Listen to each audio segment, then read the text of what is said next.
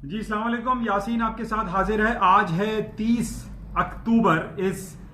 कल यानी महीने का आखिरी दिन होगा और आज बड़ा इंपॉर्टेंट डे है। अच्छा, उससे पहले मैं आपसे ये रिक्वेस्ट करूंगा कि प्लीज आप अपने फीडबैक जरूर दीजिए और इस यूट्यूब चैनल को सब्सक्राइब जरूर करें, जिसका एक आसान नाम है an eye on market by Yasin. एक मार्केट पर एक छोटी सी नजर।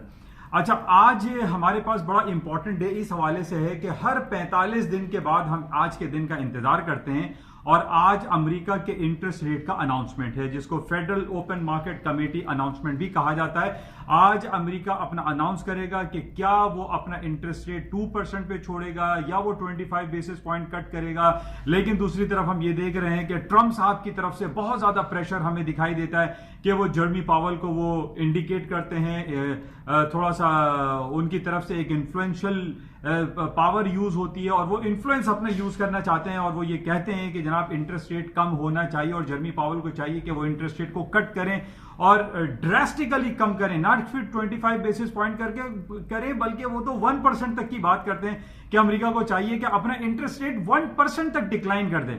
बहरहाल आज बड़ा इंपॉर्टेंट डे है, जिसकी वजह से मार्केट थोड़ा सा रिलक्टेंट रहेगी, स्लो रहेगी। मार्केट में वॉल्यूम उस वक्त तक कम रहेगा जब तक इसका अनाउंसमेंट रात पाकिस्तानी वक्त के मुताबिक 11 बजे नहीं हो जाता। बहरहाल इसको हम इंतजार करेंगे और देखेंगे क्या होगा। लेकिन इसके साथ ही हमारे पास 2-3 खबरें बहुत इंपॉर्टेंट चल रही हैं। खास तौर पे सबसे ज्यादा जो ब्रेग्जिट के हवाले से बहुत ज्यादा चहमगोइयां हो रही थी बहुत दिनों से, और कल 31 अक्टूबर आने वाला है और यह था कि जनाब 31 अक्टूबर को बरतानिया यूरोपियन यूनियन से 46 ईयर्स ऑफ मैरिज के बाद खत्म हो जाएगा, निकल जाएगा और वो अब तन्हाई का शिकार हो जाएगा और वो तन्हा जो है वो यूरोप में चलेगा और यूरोपियन यूनियन से उसका ताल्लुक खत्म हो जाएगा। लेकिन बहरहाल इसको 3 महीने का एक्सटेंशन मिल चुका है। 31 जनवरी तक अब बरतानिया यूरोपियन यूनियन के साथ रहेगा और ये बातें 3-4 दिनों से चल रही थी कि बोरिस जॉनसन साहब वहां चाह रहे हैं कि एक नया इलेक्शन वहां पर हो और इस हवाले से कल वहां पर वोटिंग हुई यूके पार्लियामेंट में और 12 दिसंबर ये डेट तय पा चुकी है और कल वोटिंग में ये बात कंफर्म हो गई कि तकरीबन 450 लोगों ने यस का वोट दिया कि 12 दिसंबर को यूके अपना तारीखी जो है वो इंतखाबात होंगे। जो ये कहा जा रहा है कि तकरीबन 100 सालों के बाद ऐसा हो रहा है, जो कि 1923 में एक बार हुआ था कि दिसंबर में बरतानिया में इलेक्शन हुआ था।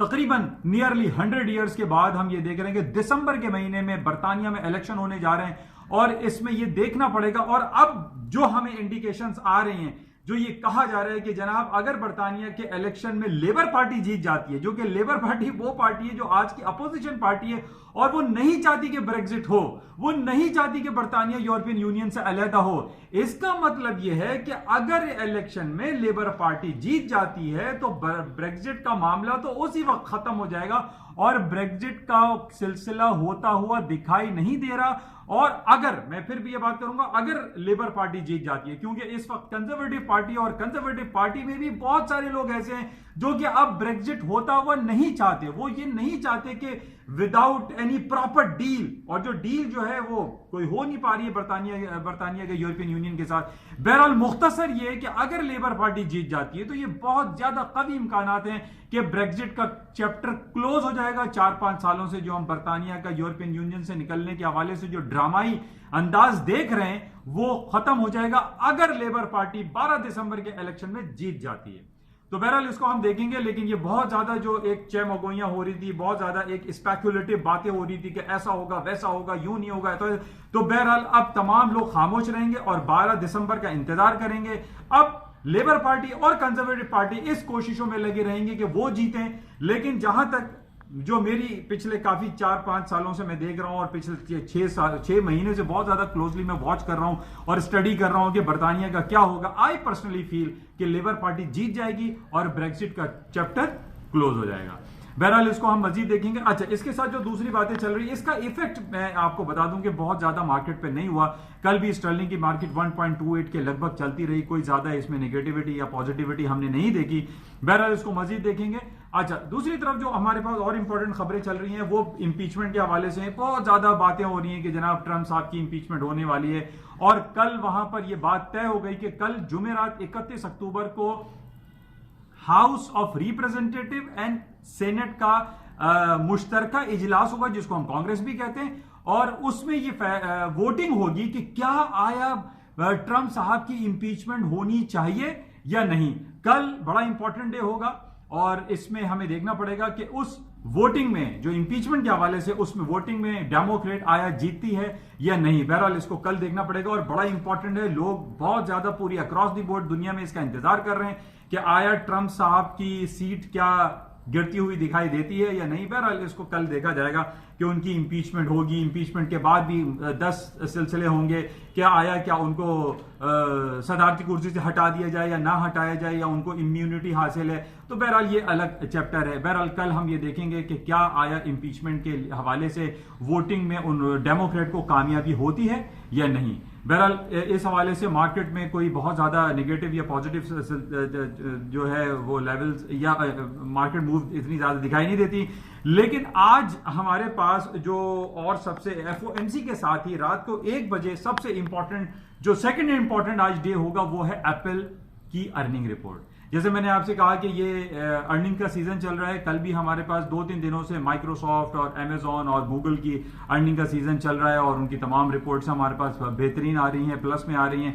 आज एप्पल दुनिया की वो पहली कंपनी है जिसने $1 ट्रिलियन के बेंचमार्क को क्रॉस किया था। आज इसकी अर्निंग रिपोर्ट आएगी, उसको हमें देखना पड़ेगा कि क्या रिपोर्ट्स आती हैं। लेकिन ओवरऑल जो हमारे पास जो रिपोर्ट्स हैं उसमें यही कहा जा रहा है कि अमेरिका की स्टॉक मार्केट तकरीबन तारीख की बुलंद तरीन सतहों पर चल रही हैं और कहीं कोई हमें नेगेटिव पॉइंट, नेगेटिव खबरें इंपीचमेंट के सिवा कोई ऐसा दिखाई नहीं दे रहा है कि कुछ उसमें नेगेटिविटी हो तो कि स्टॉक मार्केटें गिरें। स्टॉक मार्केटें गिरने की कोई रिपोर्ट मौजूद नहीं है, क्योंकि एक तरफ हम ये देख रहे हैं कि अमेरिका और चाइना के दरमियान जो तिजारती मीटिंग हो रही है उसमें काफी अफाम व तफहीम पाए जा रहा है और उसके अंदर कंसेशन की बातें हो रही हैं कि कुछ लो और कुछ दो।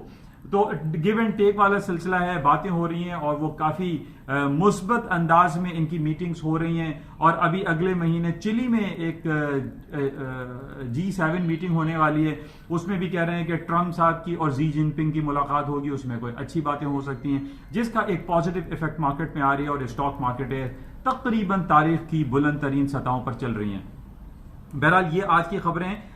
बस लेट नाइट हमारे पास जो 2 इंपॉर्टेंट इवेंट है, FOMC की रिजल्ट एंड एप्पल के अनाउंसमेंट। तो इंशाल्लाह राब्ते में रहेंगे और देखेंगे क्या सिलसिले रहते हैं। जाते हुए मैं आपसे फिर ये कहूंगा कि इस YouTube चैनल को सब्सक्राइब जरूर करें और इसको फैलाएं। और खासतौर पे उन बच्चों को भी मैं कह रहा हूं जो कि BBA MBA जो फाइनेंस एंड इकोनॉमिक्स की स्टडीज कर रहे हैं या पॉलिटिकल साइंस में हैं या इंटरनेशनल रिलेशन पढ़ रहे हैं, उनको भी ये क्लिप देखनी चाहिए क्योंकि इसमें हालात हादरा के हवाले से काफी इंपॉर्टेंट फीचर्स आपको मिल सकते हैं। Thank you.